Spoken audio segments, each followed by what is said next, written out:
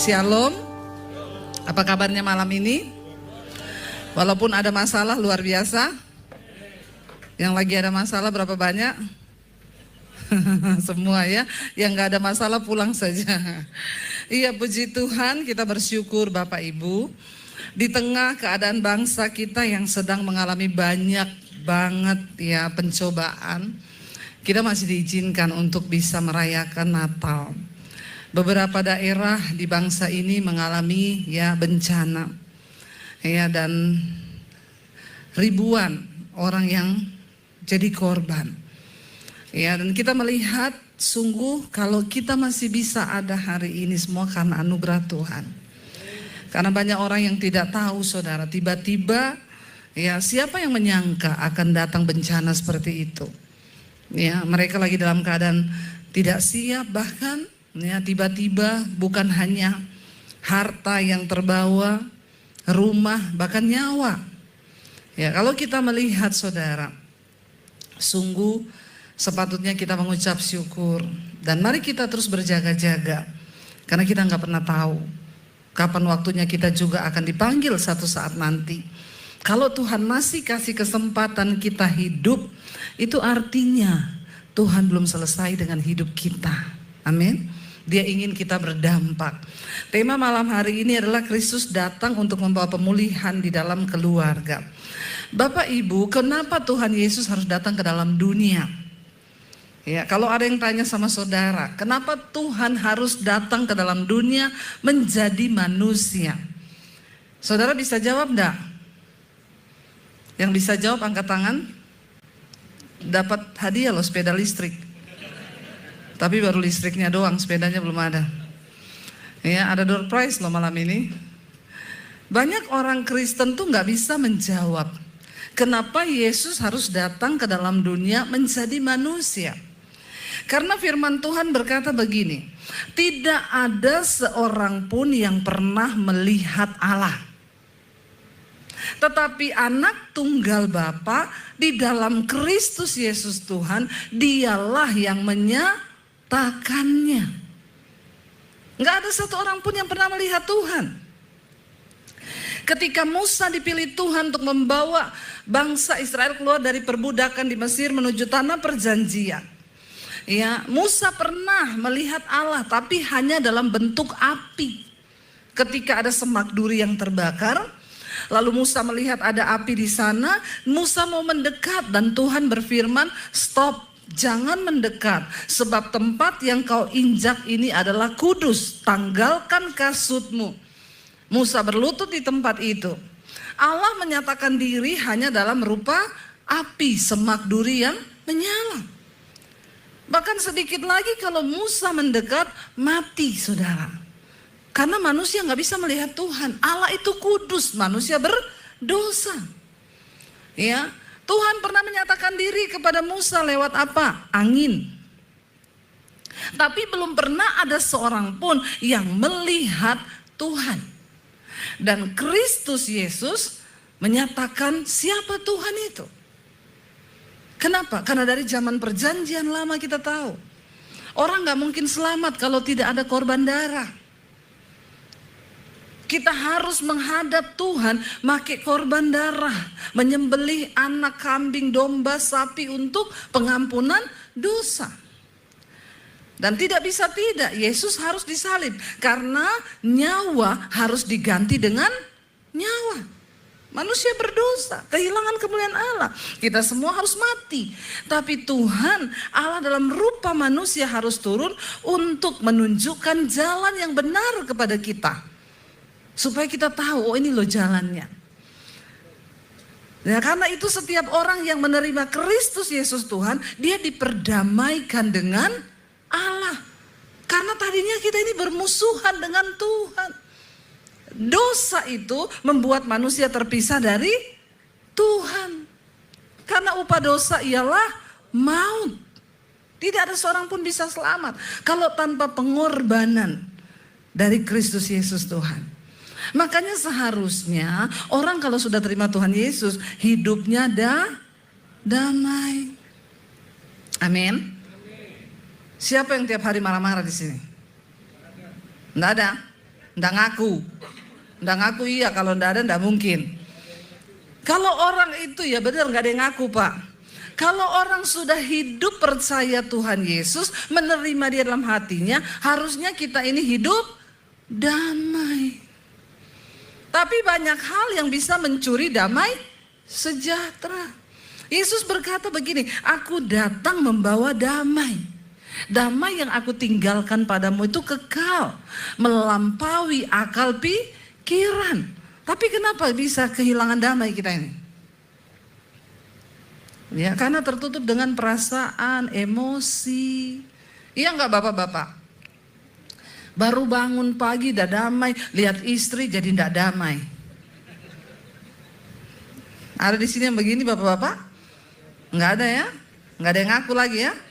Berani ngaku, istrinya di samping tuh. Pulang jadi rame di rumah.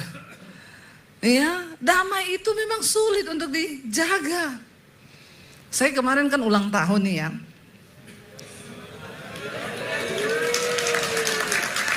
Enggak perlu tepuk tangan, yang penting hadiahnya. Betul ya. Ya, saya tuh bangun pagi lihat Instagram. Wah, yang muncul ucapan suami saya. Yang pertama. Tapi tulisannya bikin hati saya enggak damai. Dia mengangkat ayat dari Amsal. Diangkat foto saya, dia tulis begini. Banyak wanita telah berbuat baik, tapi engkau melebihi mereka semua. Selamat ulang tahun sayangku. Saya jadi mikir, saya bilang sama suami saya, kok banyak wanita? Selama ini saya pikir cuma saya. Siapa itu wanita-wanita semua? Terus suami saya bilang, ya kan itu ayat. Iya tapi itu kan yang tulis Salomo, istrinya banyak. Kau itu Daniel, istrimu satu tok. Kenapa kau tulis banyak wanita? Ini ayat bisa bikin ribut loh, bener gak? Untung saya ini nggak sakit jiwa. Sakit jiwa itu bukan gila lari-lari di jalan, enggak. Saudara marah-marah sakit jiwa saudara. Ya, karena ada dalam jiwa manusia itu ada pikiran, perasaan dan kehendak. Kalau perasaan kita lagi bete, udah sakit jiwa tuh, masih stadium awal. Kalau marah-marah tuh perasaanmu terganggu berarti. Ya. Kemarin kita sedih mendengarkan ada penembakan di Australia, di Sydney ya, di Bondi saudara, di pinggir pantai. Pelakunya ayah dan anak. Mereka keluar dari rumah, izin ke istrinya sama keluarganya mau pergi mancing. Ternyata mereka bawa pistol. Dan mereka tembak itu orang yang lagi di pinggir pantai, pokoknya membabi buta, 16 orang meninggal. Yang saya bingung itu ayah dan anak. Kenapa bisa dua-duanya sakit jiwa? Kenapa bisa tidak ada yang mengingatkan gitu loh? Bingung kan saudara? Orang itu kalau ketemu Tuhan, jiwanya disembuhkan, dia nggak mungkin benci, apalagi membunuh orang lain. Kecuali orang sakit jiwa. Yesus mengajarkan kepada kita, jangan engkau membalas kejahatan dengan kejahatan, tetapi kalahkanlah kejahatan dengan kebaikan. Karena cuma kebaikan yang bisa mengalahkan kejahatan. Ya, itu ajarannya Tuhan. Nah, kita mulai dari rumah tangga dulu nih. Suami istri dan anak-anak, nggak usah bicara saya mau jadi terang sampai ke bangsa-bangsa, kejauhan. Kejauhan, mulai dari keluarga dulu. Ya. Betul? Bapak nanti dapat sepeda listrik di bawah. Kita nggak usah bicara muluk-muluk. Dari rumah tangga dulu kita ini bagaimana? Apakah kita hidup dalam damai sejahtera? Suami istri nggak ribut tiap hari, sama anak juga nggak ribut. Kita penuh damai. Ada masalah besar dikecilkan, ada masalah kecil dihilangkan. Amin. Kemarin saya ketemu satu ibu, dia bilang, Bu saya mau cerai sama suami saya. Kenapa? Suami saya itu Bu, tukang ungkit. Kita ini menikah, anak kita ini sudah umur 25 tahun, saya ini udah punya cucu. Masalah saya pacaran sama pacar saya waktu SMP dulu diungkit sampai hari ini. Saya bilang suamimu tuh sakit jiwa. Orang gak ada masalah yang lebih hebat kah untuk dibahas Kenapa masalah dari zaman dulu itu masalah mantan? Bisa bikin, sekarang kami bisa ranjang, ya, dan saya kayaknya pengen, teman-teman semua sudah bilang cerai aja lah, lu layak bahagia. Cuma persoalan kecil. Tapi kalau tiap hari juga ribut masalah mantan yang waktu masih SMP, ngeri nggak saudara? Ini kan gila. Lalu anak-anaknya stres, tapi anaknya bilang gini, kita sih lebih happy sekarang mami papi pisah ranjang gak omongan. Karena gak pernah berantem. Dan ini Kristen saudara. Saya kadang sedih ya orang Kristen model-model begini nih, ya bagusnya dibaptis, direndam 15 menit ya. Supaya dia muka mata langsung di rumah Bapa di sorga. Lebih baik tubuhnya binasa tapi jiwanya selamat. Heran gak kita ada orang-orang begini? Ya, berantem, ribut, ya. Makanya saudara tunjukkan imanmu bukan hanya di gereja. Kalau di gereja ini kan semua hebat tuh. Hebat semua, boleh kalau hidup yang kupilih membuatku berarti, berat kata malaikat. Ya, karena Yesus Tuhan, tempatku percaya dan berharap. Please deh. Ya, Tuhan tuh lihat hidup kita. Bukan cuma di gereja. Waktu kita pulang, bagaimana kita ini membawa damai sehingga Tuhan pulihkan hidup kita. Jangan kita terus bermusuhan dengan Tuhan. Yesus sudah datang untuk mendamaikan. Dan orang yang damai dengan Tuhan, dia pasti damai dengan sama. Kalau ada orang ribut terus, berantem terus, itu pasti hubungannya dengan Tuhan rusak. Walaupun dia pendeta. Ya, walaupun dia pelayan Tuhan. Kalau engkau hidup tidak damai dengan orang lain, sama suami berantem, sama istri berantem, sama tetangga berantem, sama teman berantem, sama siapa-siapa berantem. Coba cek saudara, saya yakin hubunganmu dengan Tuhan itu pasti rusak. Bagaimana mungkin kita memusuhi Tuhan? Ada ayatnya. Tuhan Yesus datang untuk memulihkan kita sehingga kita nggak musuhan sama Tuhan. Buka bersama. Mari kita lihat Kolose pasal yang pertama. Ayat 21 sampai 23. Kolose pasal yang pertama ayat 21 sampai ayat 23. Maaf ya, tadi saya kasih ayatnya beda sama yang ada di sini sekarang. Itulah saya, kadang sudah siapin khotbah berubah sampai sini. Tergantung keadaan jemaat. Tuhan kalau bicara beda.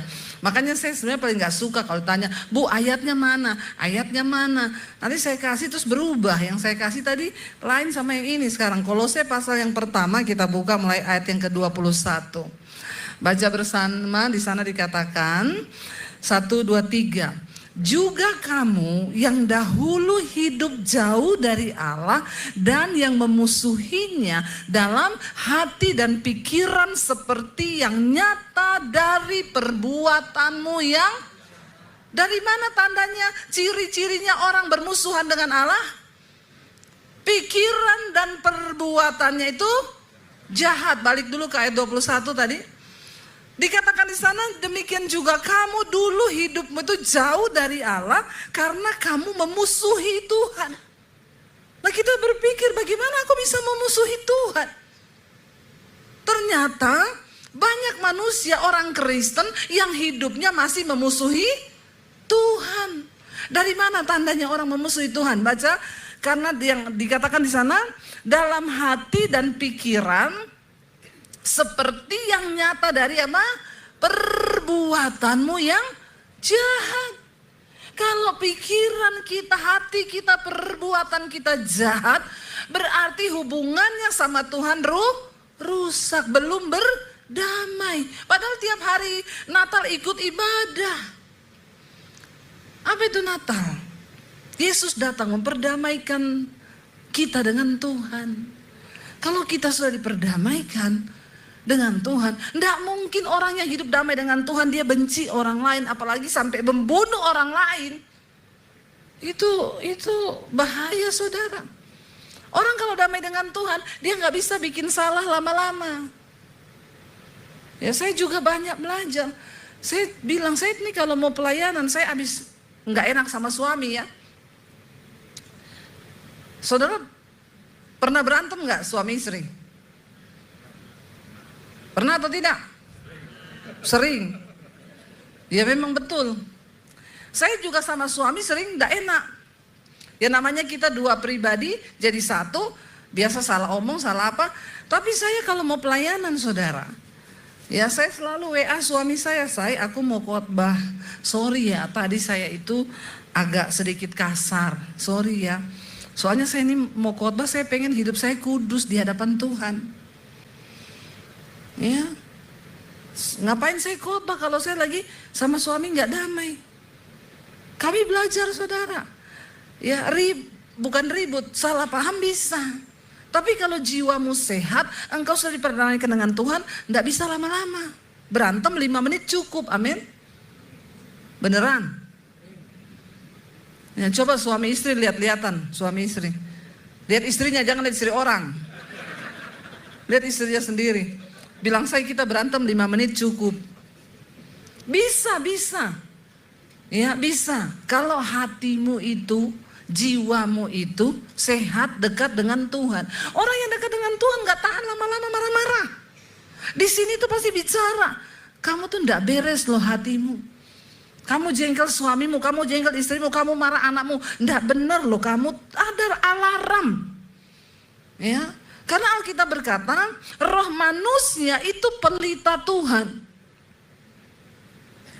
Roh yang tinggal dalam kita ini pelita Tuhan. Kalau ada yang salah, roh itu kasih alarm. Ya, kalau ada orang yang selingkuh, berzina, di Malang ini ada nggak orang selingkuh?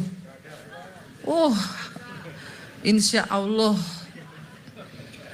Nggak ada yang selingkuh, nggak ada yang ngaku. Ya, selingkuh itu sekarang bukan cuma di kalangan artis. Dari kalangan atas sampai kalangan bawah. Selingkuh. Selingan indah, keluarga utuh. Siapa bilang selingkuh keluarga utuh? Sekarang banyak perceraian. Ya, perceraian terjadi di mana-mana. Kenapa bisa terjadi?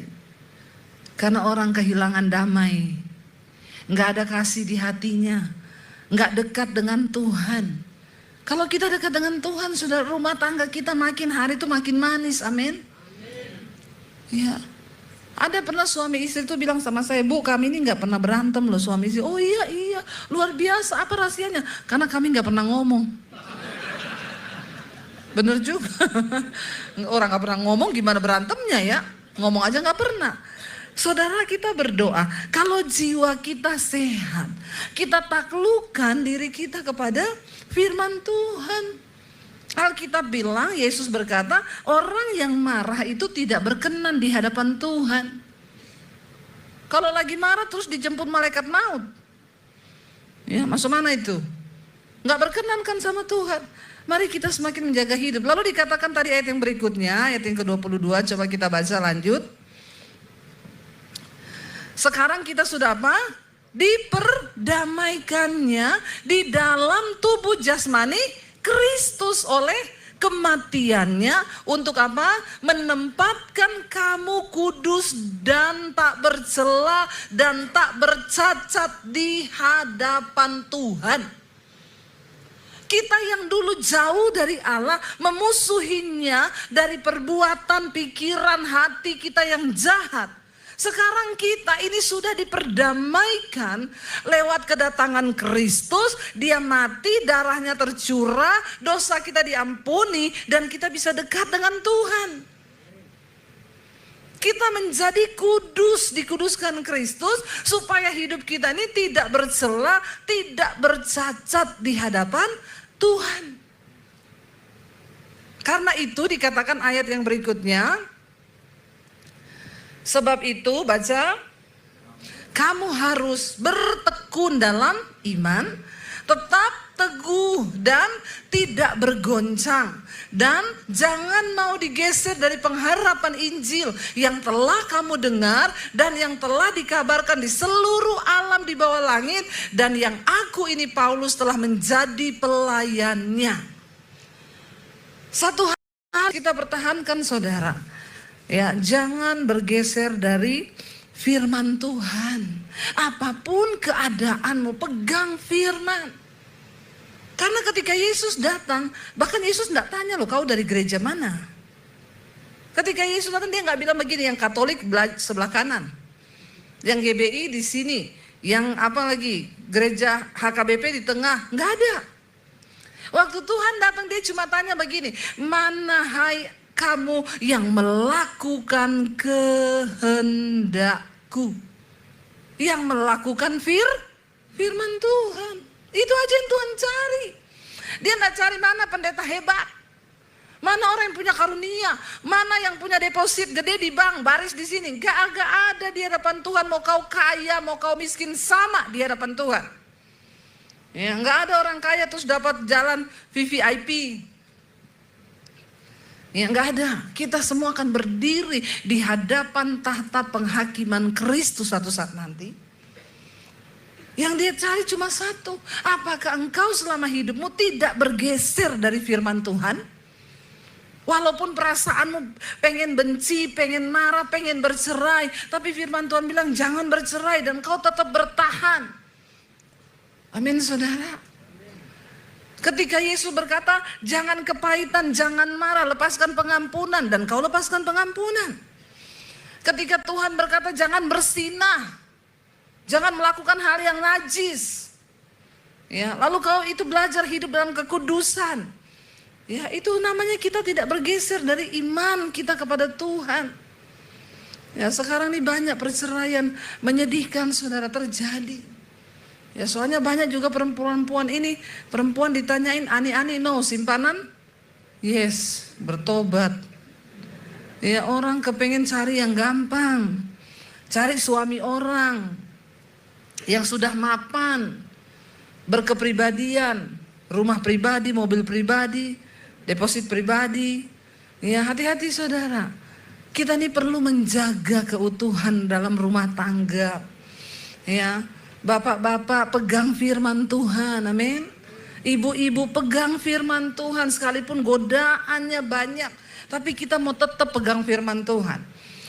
Kita harus berubah. Kristus datang mendamaikan kita dengan dirinya, dengan Tuhan. Kristus datang mendamaikan kita manusia yang dulu bermusuhan dengan Allah. Dari mana kita tahu kita bermusuhan? Ayat tadi berkata dari perbuatan-perbuatanmu yang jahat. Itu artinya engkau, karena Tuhan itu benar. Tuhan itu kudus, Tuhan itu baik, Tuhan itu adil, Tuhan itu mengasihi. Ketika kita tidak mengasihi, membenci, kita ini marah, kita sedang melakukan sesuatu yang menyakiti hati Tuhan. Jangan memusuhi dia, dia sudah mendamaikan kita dengan Tuhan. Di rumah itu kita jaga damai sejahtera. Karena firman Tuhan berkata, di mana orang rukun hidup rukun bersama, kesitulah berkat Tuhan diperintahkan. Bagaimana supaya kita hidupnya diberkati? Hidup rukun bersama.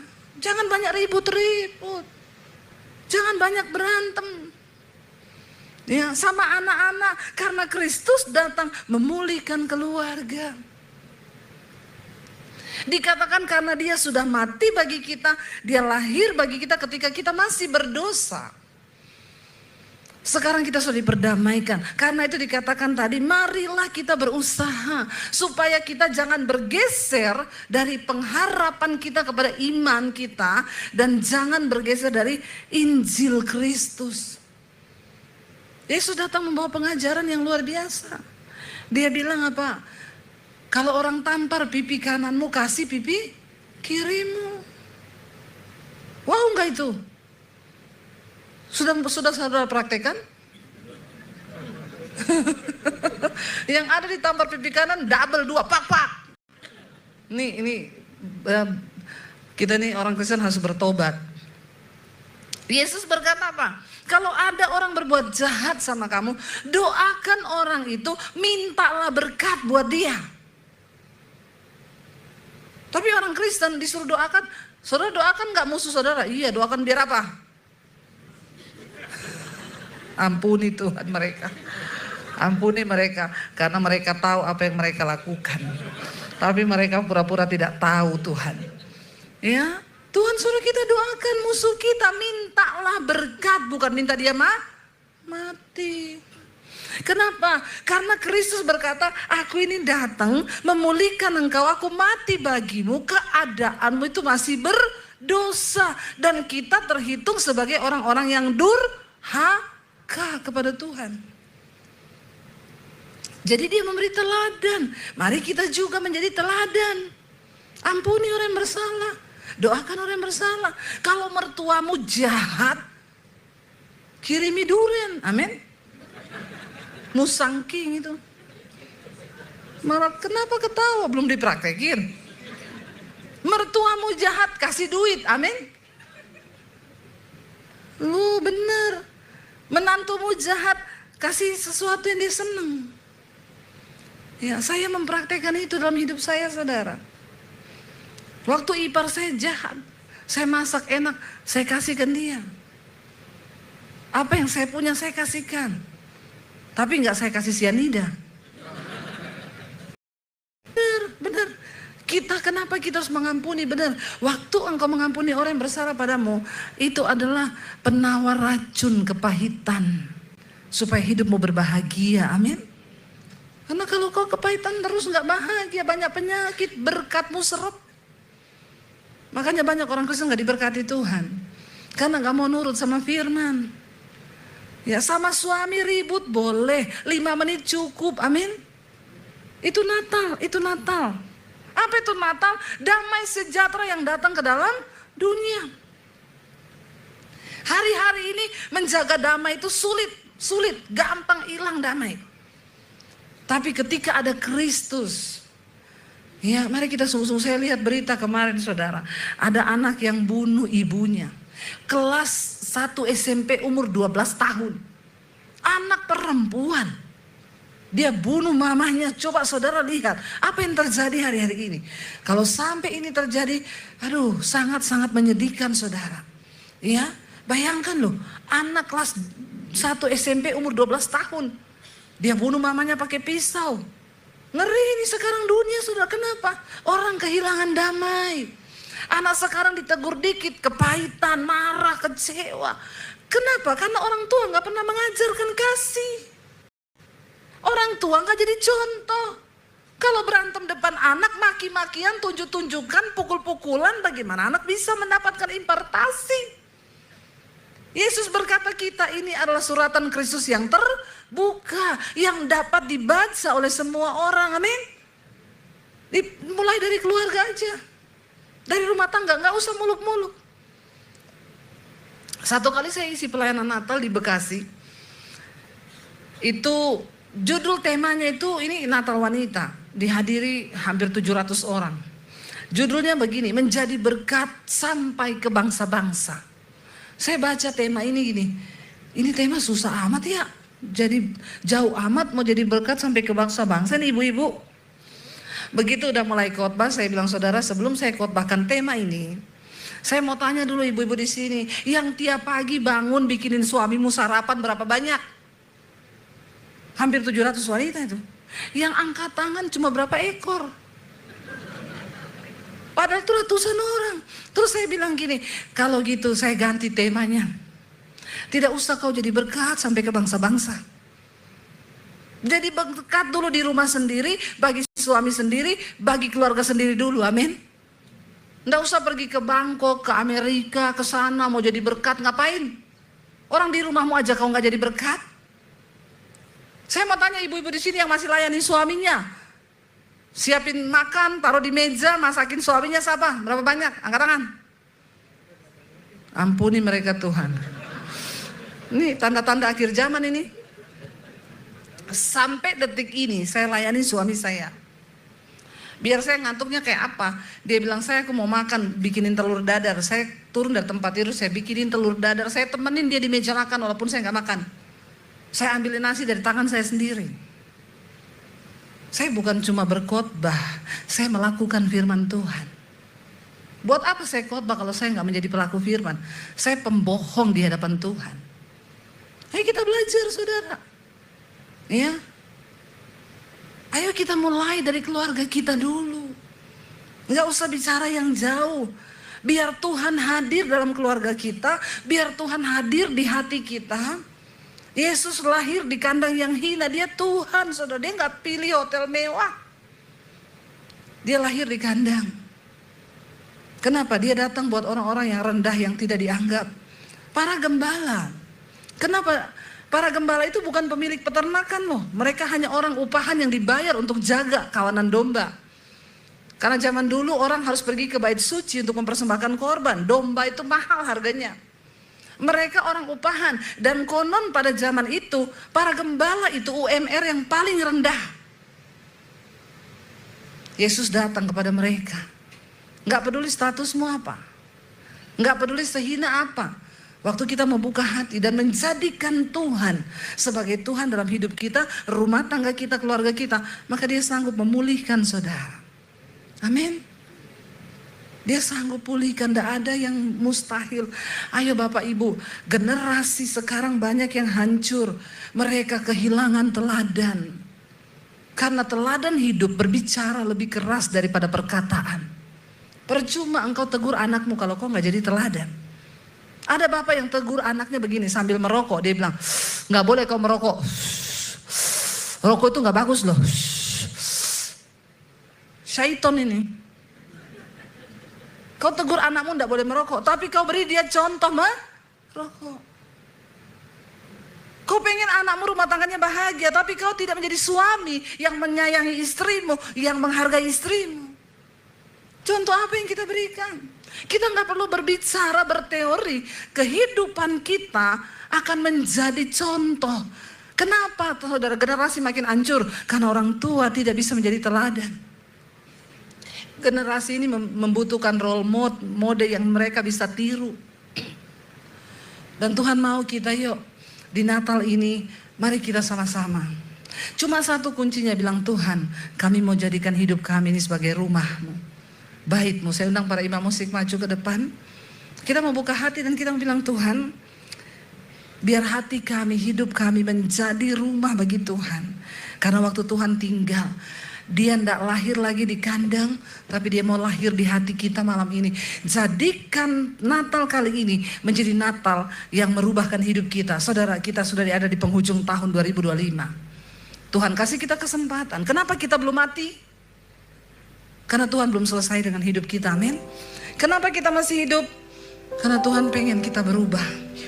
Dia pengen kita masuki tahun 2026 dengan hidup yang baru, dengan hati yang baru, dengan pengharapan yang baru.